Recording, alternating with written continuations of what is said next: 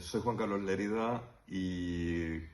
coreógrafo, pedagogo, intérprete e investigador en danza, y estoy invitado a este lugar, EIMA, un lugar de creación, un lugar que acoge los proyectos, y en este que estoy aquí hemos empezado a escarbar sobre la idea de la desafinación y la afinación y la distorsión, cómo se relacionan en un cuerpo de 52 años, en un momento también de mi trayectoria que busca un cambio y un giro de guión sobre la performance y sobre lo escénico. Será un proyecto que todo apunta a que se estrenará en 2025, así que tenemos todo este año para poder visitar lugares